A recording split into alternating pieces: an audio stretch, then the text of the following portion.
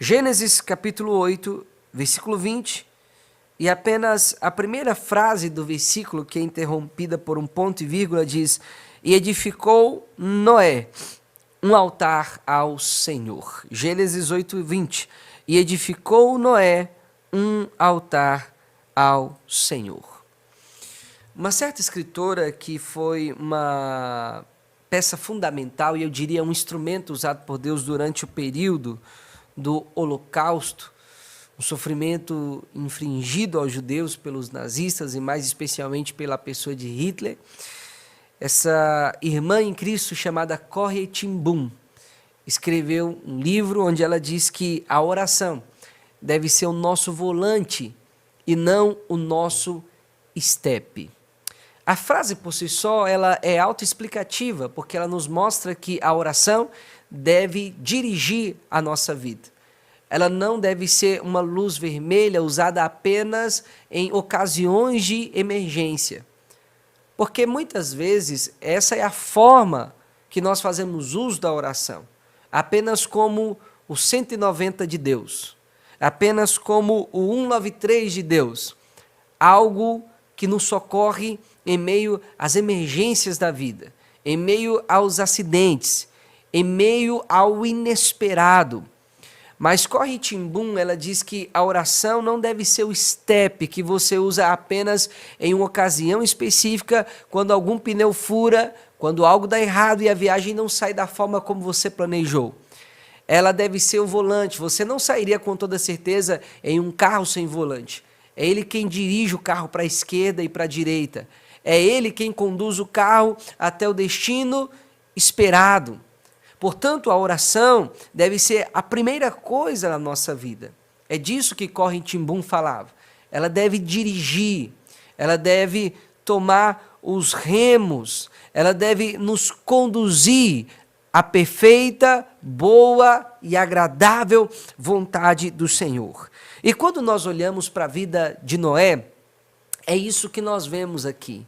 Noé tinha diante de si um grande desafio, um grande empreendimento pela frente. Deus havia destruído toda a raça humana por causa da corrupção do gênero humano, e agora Deus vai recomeçar as coisas a partir de Noé e a sua família, que foram salvos pela arca construída pelas mãos de Noé. E Noé, como um verdadeiro homem de Deus, coloca a oração como prioridade na sua vida. É interessante notar isso, que a primeira coisa que Noé faz ao descer da arca não é um churrasco para comemorar, até porque tinham animais para isso. De cada animal, diz a Bíblia que entrou um par, mas dos animais limpos entraram mais de um par. Isso serviria posteriormente, quem sabe, para uma refeição e também para o sacrifício ao Senhor que ele faz nesse altar. E diz a Bíblia que a primeira coisa que Noé faz ao sair da arca não é um churrasco para comemorar, não é uma festa com a sua esposa, os filhos e as noras, mas ele edifica um altar a Deus. Ele vai a Deus em oração. Ele vai ao Senhor em devoção. Ele sabia que tinha uma grande tarefa pela frente e ele não podia dirigir o curso dessas coisas sem o amém de Deus, sem o carimbo de Deus sobre aquilo que ele haveria de fazer. A primeira coisa feita ao sair da arca foi um altar. Isso nos mostra que a oração, ela deve ser, meus amados irmãos, a nossa prioridade. A comunhão com Deus deve ser a primeira coisa. Nós vivemos em uma vida frenética, em uma vida corrida. Nós estamos parecendo verdadeiros hamsters, né? Dentro daquela gaiolinha, onde nós ficamos patinando a vida inteira, correndo, perdendo o fôlego, sem nunca sair do lugar, sem progredir, sem nenhum avanço real. E o que Noé nos mostra? Que mesmo em uma vida atarefada e corrida, você pode colocar a oração como a primeira coisa. E quando eu digo como a primeira coisa, eu não estou necessariamente falando de posicionamento. E o que eu quero dizer com isso? Que nós entendemos como prioridade, até o próprio dicionário vai definir assim, que prioridade é a primeiríssima coisa, é aquilo que vem antes de tudo. Só que se nós formos olhar para o texto bíblico, nós vemos que prioridade para Deus é muito mais do que isso. É muito mais do que uma questão de posição, do que você colocar uma coisa em primeiro lugar. Deixa eu tentar exemplificar melhor. O café da manhã, naturalmente, ele vem antes do almoço. Mas nem por isso ele é prioridade sobre o almoço. Percebe? É claro que a refeição do almoço, ela é muito mais nutritiva, ela é mais pesada, ela é mais robusta, ela é naturalmente, né, eu estou falando isso de forma generalizada, geralmente é assim, ela é uma alimentação muito mais nutritiva do que o café da manhã. Embora o café da manhã venha primeiro, ele não é prioridade. Se você passar o dia só com o café da manhã, você não terá tanto êxito. Mas você pode até ficar sem o café da manhã, mas se você almoçar, as suas energias serão com toda certeza muito mais durante o dia, porque é uma refeição que nós poderíamos chamar de uma prioridade para a nossa vida, para a manutenção do nosso corpo. Então você observa que na posição, na ordem, o café da manhã vem primeiro, mas ele não é tão nutritivo quanto o almoço é. Ele não é tão importante quanto o almoço é. Ele não é tão prioridade, eu diria assim, como o almoço é. Então você observa que prioridade não é uma questão de posição, porque algo pode vir à frente de outro, mas não necessariamente aquilo ser a coisa mais importante. Algo pode acontecer antes do que outro algo, sem necessariamente ser a coisa essencial, sem necessariamente ser a coisa mais importante. Então, quando a Bíblia nos fala de prioridade, sim, ela está falando de uma posição, de algo que vem antes de tudo, mas também ela está nos falando de algo do coração, algo que para mim tem um valor inestimável, que eu coloco esse algo acima de todas as coisas. Então, não é apenas algo que vem antes de tudo, mas algo que também está acima de tudo. Porque você pode orar quando você acorda, mas fazer uma oração tão fria, tão automática, tão gélida, tão insípida, tão vazia, e colocar lá no seu checklist devocional cumprido, né? E na realidade você não orou, você só balbuciou algumas coisas diante de Deus. Porque orar é muito mais do que isso. Orar, meus amados, é cultivar uma comunhão com o Senhor. Então, quando nós falamos de oração como prioridade, nós não estamos falando apenas de uma questão de posição, mas de uma questão do coração. Não é apenas algo que vem antes de tudo, mas é algo que está acima de tudo. Por isso que Mateus 6,33 diz: buscai em primeiro lugar o reino de Deus e a sua justiça, e todas essas coisas vos serão acrescentadas. Se tem alguém que poderia reclamar de correria, esse alguém era Noé. Imagina que para fazer toda a manutenção daquela arca era algo muito difícil. Para fazer toda a manutenção daquela arca era algo muito pesado. E mesmo saindo da arca, Noé teria que por um bom tempo procurar alimento e cuidar daqueles animais que ali estavam. Então você observa que havia muito trabalho braçal, muita energia física para ser desprendida para a realização de uma tarefa gigantesca como a tarefa de Noé. Mas mesmo vivendo em um ambiente que eu diria assim, que sugava todas as suas energias físicas, que sugava todas as suas forças, esse homem ainda coloca as coisas de Deus em primeiro lugar. Esse homem ainda sabe que a coisa principal da vida não é cuidar da macacada, não é cuidar dos leões, não é cuidar dos tigres, não é cuidar de jacaré. A coisa principal não é dar milho para as galinhas. A coisa principal é edificar um altar e buscar a Deus. É edificar um altar e cultivar comunhão com Deus. É edificar um altar e entregar a sua vida em devoção ao Senhor. Se tem um homem, como eu disse, que poderia reclamar de excessivas tarefas, esse homem era Noé. Mas ainda assim esse homem arruma tempo para orar. Esse homem ainda arruma tempo para buscar comunhão com Deus. E nós vemos, meus amados, que a primeira missão que o crente em Jesus tem na sua vida é a missão de buscar ao Senhor antes de qualquer outra coisa. Quando nós olhamos para a vida de João Batista, por exemplo, a primeira missão dele foi orar. Lucas, nos seus primeiros capítulos, ele registra que João Batista, mesmo nascendo cheio do Espírito Santo, algo que nunca aconteceu na história, desde o ventre da sua mãe, ele nasce cheio do Espírito Santo, ele foi cheio do Espírito de forma soberana por Deus, ele não teve que buscar por isso, ele já nasceu com isso. Mesmo assim, a Bíblia diz que João, ele permanecia nos lugares solitários, ele permanecia nos lugares desertos, até o momento em que ele deveria apresentar-se a Israel. E eu pergunto para você, o que será que João estava fazendo durante esse período de tempo? A resposta é simples, se preparando para o seu propósito. A Bíblia diz que o menino crescia e se robustecia em espírito. E como é que você se robustece em espírito?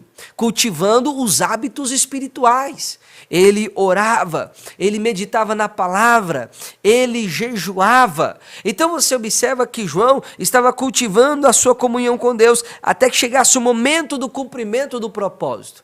Às vezes nós estamos tão ávidos para que o propósito seja cumprido e realizado, que às vezes nós cumprimos muitas coisas, fazemos muitas coisas, realizamos muitas coisas, mas não há fruto, não há resultado real.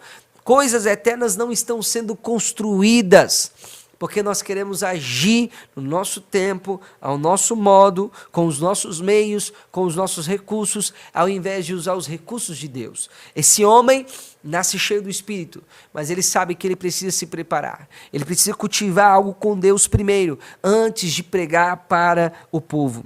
A primeira missão dos apóstolos de Jesus também foi orar. Aliás, em Lucas 6, a Bíblia nos diz que Jesus, antes de escolher os seus discípulos, ele passou a noite inteira em oração.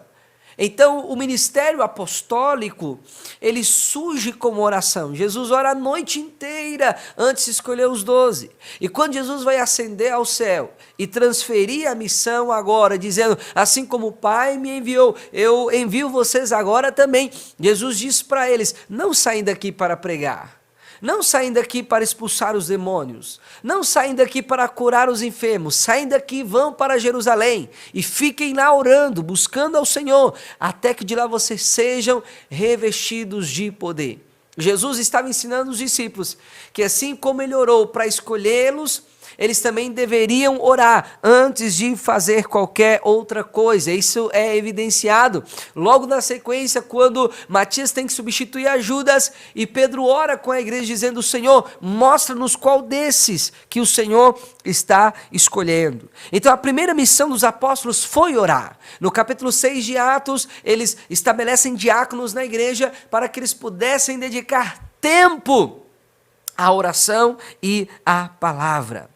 Veja também na Bíblia que a primeira missão de Neemias foi orar. E olha, a missão de Neemias era muito longa. Em primeiro lugar, ele tinha que fazer uma viagem de 1.600 quilômetros. Não era em um carro confortável, não era em nenhuma Ferrari, não era em um Bugatti Veyron, né, que o Mateus, apaixonado por carros, está aqui do meu lado.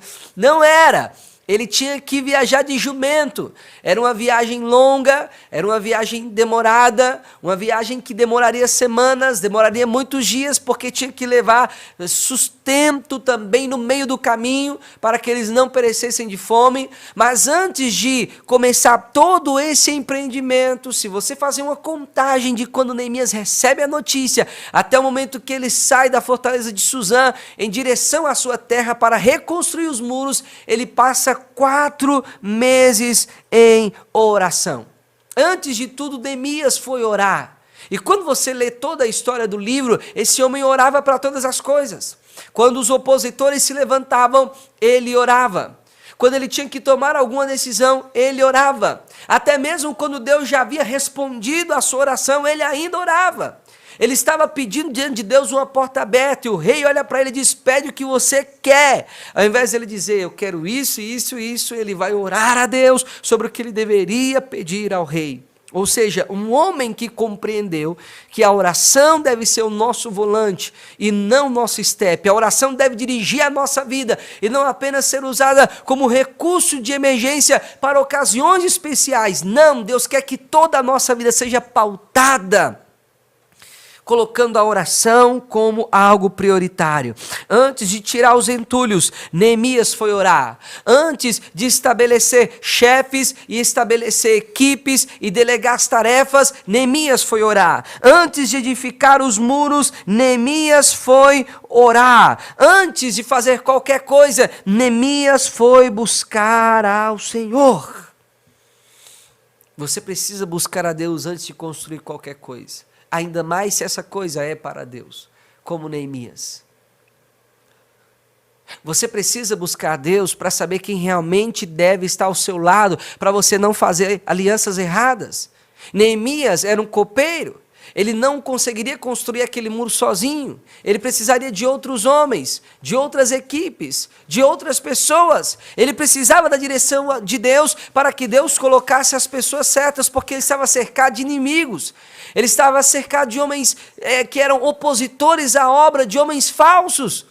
E ele precisava da direção do Senhor. Então o que ele fez? Ele foi orar. Você quer saber o que você deve fazer, como proceder, quem são as pessoas que você deve ter do seu lado? Ore ao Senhor. Busque ao Senhor. Jesus, antes de escolher os 12, ele ora. Na hora de substituir Judas, os apóstolos oram. Na hora de estabelecer diáconos, pessoas que deviam estar ao lado deles para o trabalho, eles oram. Em Atos 13, na hora de enviar missionários, o que a igreja está fazendo? Orando e jejuando, e o Espírito Santo diz: separai-me a Paulo e Barnabé para a tarefa que eu os tenho chamado, para a obra que eu os tenho designado. Tudo isso deve ser feito em oração. Você vê um homem chamado Esdras, contemporâneo de Neemias, e ele também recebe a autorização do rei para voltar à terra e ajudar na reconstrução do templo de Deus, ao lado de homens como Zorobabel, como o sumo sacerdote Josué, e Esdras está ali desempenhando um papel fundamental de trazer novamente a lei do Senhor para o povo, de resgatar novamente os mandamentos e os princípios da palavra de Deus para o povo. E ele disse: eu tive vergonha de pedir ao rei exército e cavaleiros para nos conduzir na viagem, porque eu havia dito para ele que a mão do Senhor é com aqueles que o buscam. Queridos, eu não estou aqui dizendo que nós não devemos fazer com o máximo de empenho e força. O que eu quero dizer para você é que a oração é afiar o machado. Se nós estamos fazendo as coisas sem orar, é como se nós estivéssemos usando um machado cego. Nós não vamos derrubar nenhuma árvore, nós não vamos decepar nada. Mas quando você ora, você está afiando o seu machado e com poucas machadadas você consegue muito resultado. O pastor Nilson sempre dizia isso, que Pedro, ele prega um sermão e ganha 3.000 almas. Hoje nós pregamos 3.000 sermões para ganhar uma alma só. Qual é a diferença entre nós e Pedro? Uma única coisa, chamada oração. Não é talento. Não é capacidade intelectual. Eu não estou falando do apóstolo Paulo nem de Moisés. Eu estou falando de Pedro, um homem pescador. Um homem que sim, ele tinha conhecimento da palavra de Deus, até porque quando você pega o sermão de Pedro, em Atos 2, ele está vertendo textos bíblicos, ele está jorrando Bíblia pura. Ele era como se fosse um jambúnia, que se você rasgasse ele, do seu sangue fluiria textos bíblicos. Pedro está jorrando as escrituras em seu sermão, mas ele não era um doutor, ele não era nenhum especialista, ele não era ninguém formado, ele não era nenhum acadêmico, ele não tinha nenhum título, ele não era nenhum catedrático, não, nada disso, ele era um homem comum.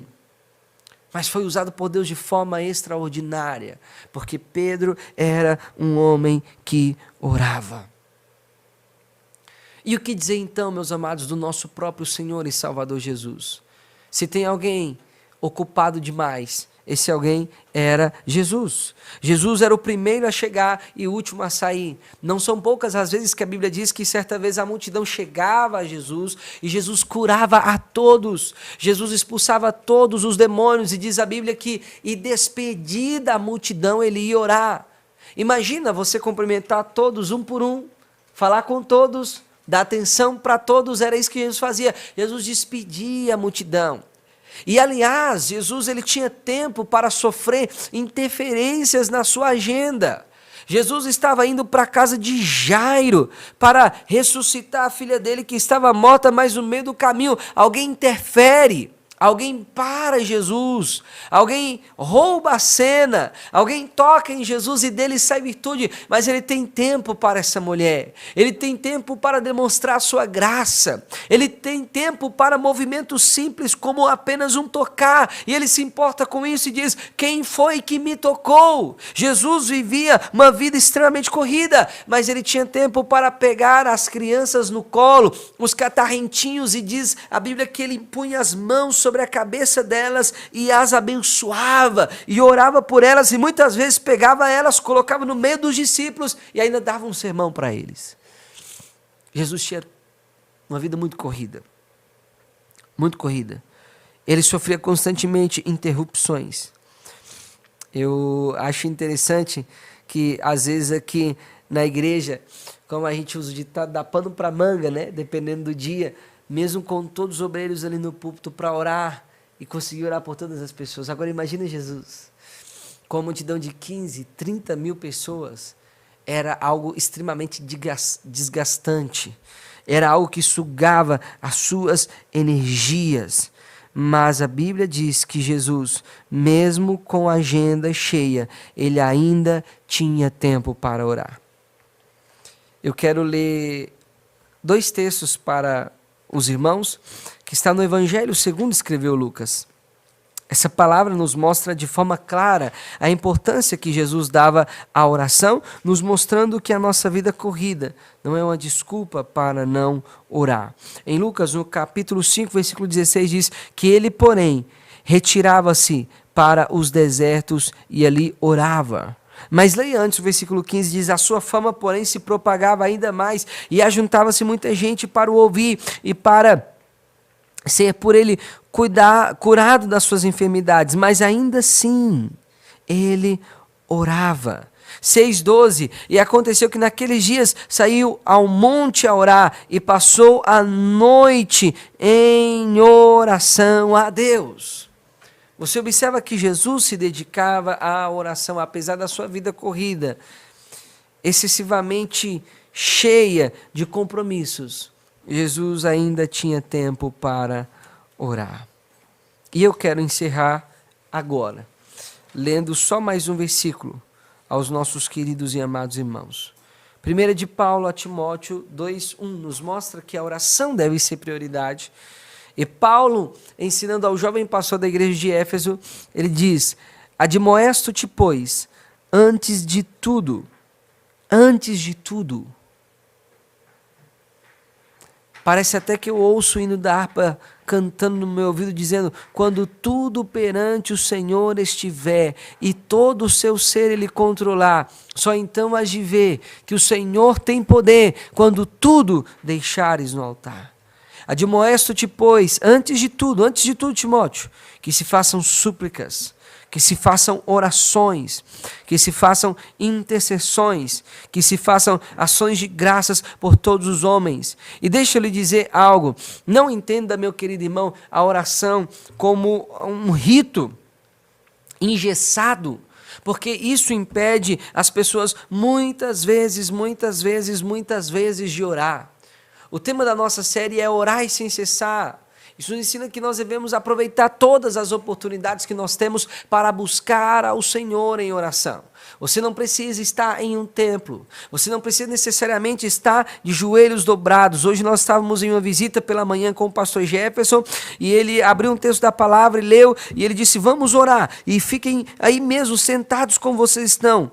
Nós vamos orar ao Senhor dessa maneira em que nós estamos aqui. E o Senhor ele vai ouvir a nossa oração. E nós estávamos sentados ali, orando naquela casa. E a mão do Senhor estava sobre nós. Ao sair daqui da igreja, o pastor estava no carro. E ele disse, vamos fazer uma oração. E fomos orando no caminho. Ou seja, muitas pessoas querem engessar a oração. É claro que nós devemos separar um tempo para o Senhor. Todos os dias da nossa vida.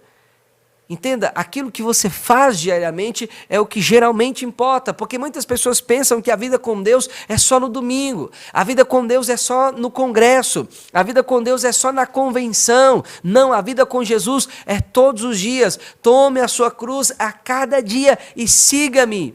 Se Jesus diz que nós devemos orar pelo pão de cada dia, isso significa que nós devemos orar a cada dia, porque assim como o corpo precisa de alimento para se manter vivo, a oração, meus amados, é o alimento para manter a alma viva.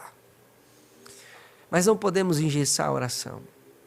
Eu estava comentando com a irmã, ainda domingo, que eu estava levando meu filho para a escola, e eu falei com ele bem assim: filhinho, vamos orar? E ele falou: vamos. Aí fomos orando, é pertinho, de casa até a escola no carro.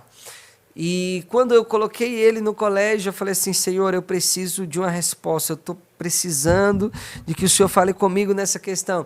E eu estava orando ao Senhor, orando ao Senhor, orando ao Senhor, quando eu ligo o rádio, irmão Mateus, na mesma hora, o pregador que estava ministrando naquela mensagem ali, Isaac, o Isaac está aqui conosco também, falou aquilo justamente que eu estava pensando.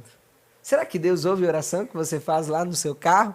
Será que Deus ouve a oração de uma dona de casa que está lavando louça? Claro que Deus ouve. Não engesse a oração. Não pense que a oração é um ritual. Não, não, não, não, não. A oração é muito mais, até mesmo que palavras. A oração é falar com Deus, é. Outros vão dizer que a oração é um diálogo. Você fala com Deus e você ouve a Deus, é também. Mas às vezes oração não é nem falar, nem ouvir. É só você assentar-se e calar-se diante de Deus e ficar ali contemplando a beleza da sua santidade. Olha só o que diz Gênesis 29, 32. O Senhor atendeu a minha aflição. Isso aqui é quando Lia dá luz a Rúben. Ela chama de Rúben, que significa: o Senhor atendeu a minha aflição. Então veja que Deus atende a oração, mas Deus também atende a aflição. Isso aqui é importante nós entendemos. Em Gênesis 31, 42, Jacó está dizendo: se o Deus de meu pai, o Deus de Abraão e o temor de Isaque não fora comigo, por certo me despedirias agora vazio. Ele está falando para Labão: Deus atendeu a minha aflição e ao trabalho das minhas mãos e repreendeu-te ontem à noite. Jacó está dizendo que a aflição que ele passa com Labão e o trabalho das suas mãos é interpretado por Deus como um pedido de socorro.